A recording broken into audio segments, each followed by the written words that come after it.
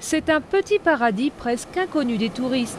Au Mexique, le village de Cabo Pulmo, aux plages de sable blanc, est un havre de paix où les habitants vivent tranquillement au rythme des marées. Au large cohabitent toutes sortes de poissons près du seul récif de corail de la mer de Cortés, un lieu interdit à la pêche commerciale.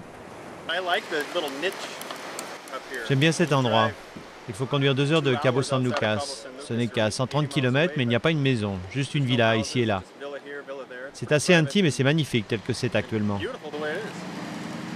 Après la mise en place d'un plan de protection du littoral, les pêcheurs ont abandonné leurs filets pour se tourner vers le tourisme à petite échelle. Mais aujourd'hui, la faune qui a péniblement refait surface est de nouveau menacée, et cette fois-ci par un énorme projet immobilier prévoyant la construction d'hôtels, de terrains de golf et d'habitations dans le désert voisin.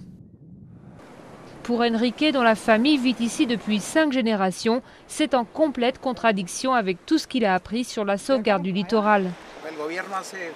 Le gouvernement fait la sourde oreille. Il donne le feu vert à un projet juste à la limite de la réserve naturelle, comme s'il n'y avait pas de risque de dégâts au-delà de cette limite.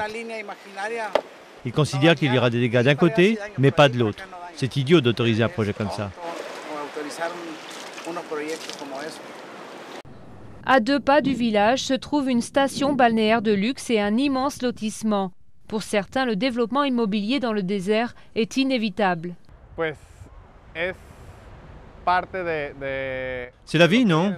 Le développement est inéluctable. En fait, la seule chose que l'on puisse changer, ce sont les termes du développement. Les autorités mexicaines ont donné un premier feu vert au projet de Cabo Cortés, sous réserve qu'il soit mis aux normes écologiques. Mais avec la crise économique, les constructions ont pris du retard.